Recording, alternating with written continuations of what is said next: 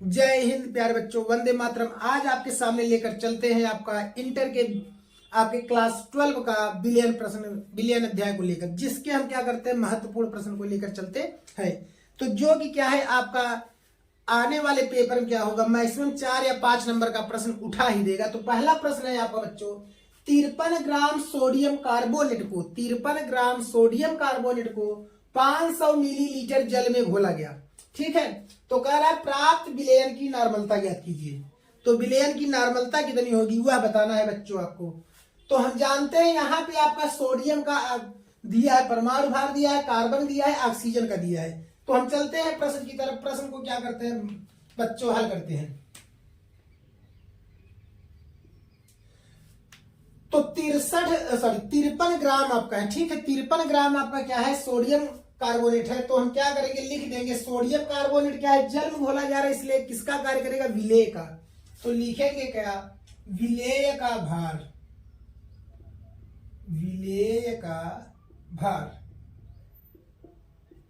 बराबर हो जाएगा प्यारे बच्चों 53 ग्राम। अब नॉर्मलता के लिए क्या होता है, हमें तुल्यांकी भार भी चाहिए। तो लिखेंगे क्या, सोडियम कार्बोनेट का तुल्यांकी भार, तुल्यांकी भार बराबर होगा सोडियम कार्बोनेट का अणुभार और बटे 2। जब सोडियम कार्बोनेट का आप अणुभार निकालेंगे तो क्या आ जाएगा, चलिए हम यहां ऊपर निकाल दे रहे हैं। सोडियम का हो जाएगा 2 × 23 प्लस कार्बन का 12 प्लस ऑक्सीजन का, कार्बोनेट में CO3 है, 16 3 48, या चलिए 3 × 16 कर दे रहे हैं, 3 × 16। तो 23 दूना 46, 46 में बच्चों 12 जोड़ देंगे तो कितना आ जाएगा आपका, 46 × 56 2 58 और 16 3 48। 48 को 58 में जोड़ दोगे तो आ जाएगा 106। तो हो जाए क्या, आपका अणुभार आ गया 106 बटे 2 बराबर आ जाएगा प्यारे बच्चों 53। ठीक है, अब चलते हैं विलयन का हम आयतन लिख देते हैं। विलयन का आयतन, विलयन का आयतन, विलयन का आयतन बराबर कितना हो जाएगा, 500 मिलीलीटर है। मिलीलीटर लीटर में बदलेंगे प्यारे बच्चों, तो 500 बटा 1000, 2 जीरो से 2 जीरो कटा, 5 × 9 5, 5 दूना 10। तो कहने का मतलब आ जाएगी 1/2। अब क्या करेंगे, हमें नॉर्मलता निकालना है। तो हम चलिए सूत्र पर चलते हैं, डायरेक्ट लिख देंगे नॉर्मलता बराबर, नॉर्मलता बराबर तो होगा क्या प्यारे बच्चों, विलेय का भार बटे विलेय का अणुभार, सॉरी तुल्यांकी भार, विलेय का तुल्यांकी भार और बटे होगा विलयन का आयतन, विलयन का आयतन। ठीक है, तो बनेगा क्या प्यारे बच्चों,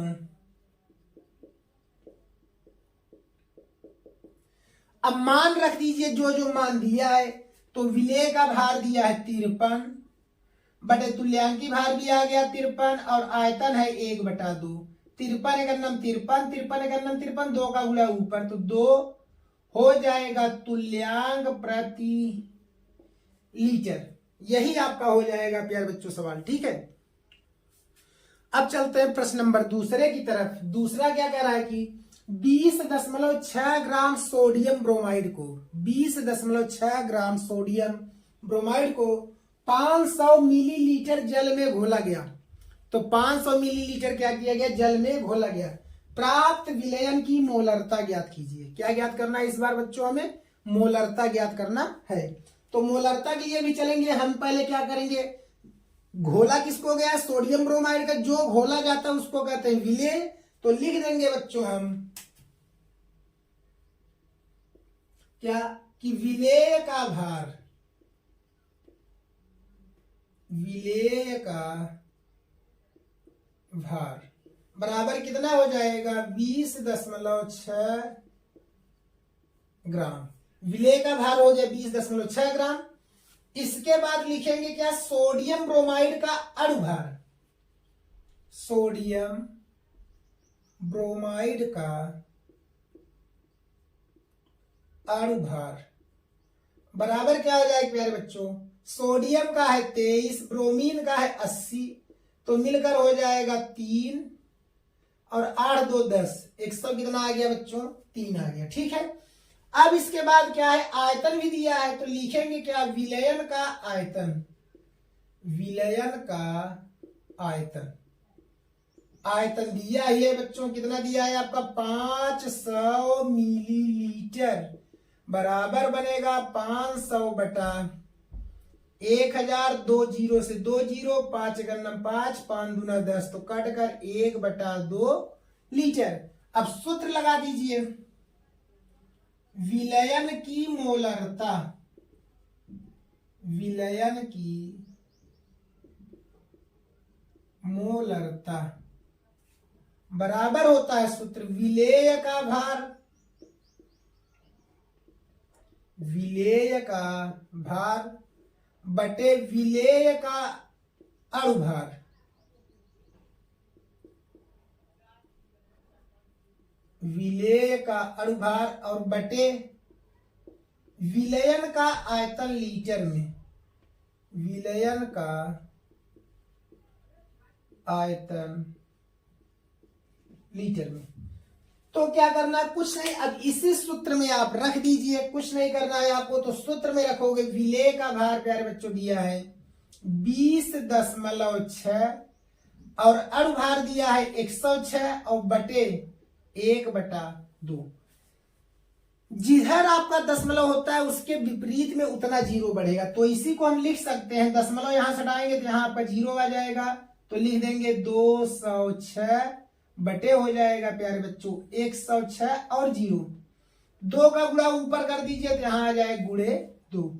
चलिए 106 करने में 106, जीरो यहां आ जाएगा, 106 दूना, तो काट दीजिए 2 दूना 4 बटे 10, 1 जीरो माने 1 अंक पे दशमलव हो जाए 0.4 मोल प्रति लीटर, मोल प्रति लीटर, यही आपका क्या हो जाएगा बच्चों, उत्तर हो जाएगा। अब चलते हैं प्रश्न नंबर तीसरे की तरफ, जो मोललता से आपका सवाल है बच्चों। कह रहा है एक लवण का अणुभार 30 है, एक लवण का अणुभार दे दिया बच्चों 30, कह रहा है लवण की 3 ग्राम मात्रा को 250 ग्राम जल में घोला गया, मतलब लवण की 3 ग्राम था, उस 3 ग्राम लवण को 250 ग्राम जल में विलीन कर दिया गया, ठीक है, घोल दिया गया। तो कह रहा है कि विलयन की मोललता ज्ञात कीजिए, विलयन की मोललता कितनी होगी। तो देखिएगा आप क्या करेंगे, इसमें लवण का इस बार हमें अणुभार दे दिया है, लवण का नाम नहीं बता, हमें अणुभार से मतलब था और कितना घोला गया उससे मतलब था, दोनों चीज दिए, तो हम क्या करेंगे, चलिए तो हम लिखेंगे क्या, लवण का अणुभार, लवण का अणुभार बराबर हो जाएगा 30 ग्राम, और इसके बाद लवण का भार दिया है, लवण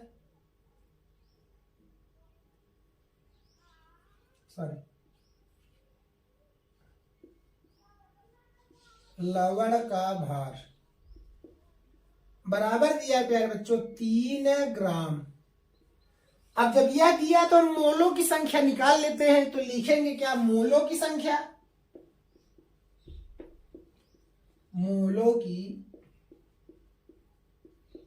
संख्या बराबर सूत्र होता है, हो जाएगा लवण का भार, लवण का भार बटे लवण का अणुभार,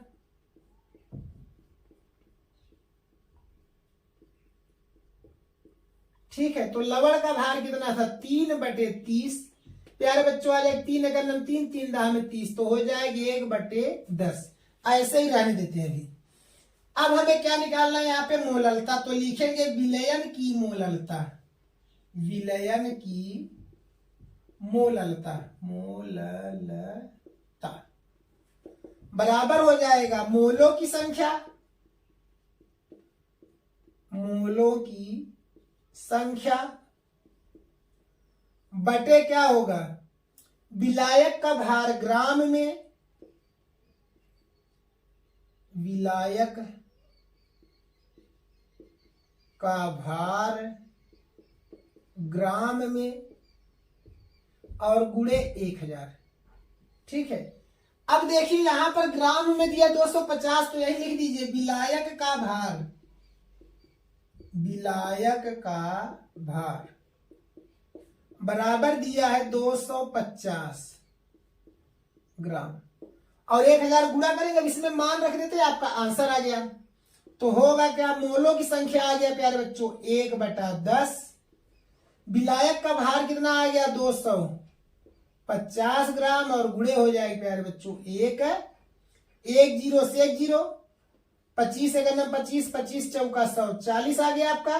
ठीक है, तो हो जाएगा, सॉरी 25 चौका 104 आ गया, तो बनेगा कितना, इस 4 का गुणा 1 में हो जाएगा 4 और बटे कितना बन जाएगा बच्चों 10। तो अब 10 है मतलब 1 0 है तो 1 अंक पे दशमलव, तो हो जाएगा बच्चों 0.4 मोल प्रति किलोग्राम। तो अगर बच्चों आपको वीडियो पसंद आया तो चैनल को सब्सक्राइब और धुआंधार कमेंट और शेयर लाइक जरूर करें। ओके बच्चों, जय हिंद।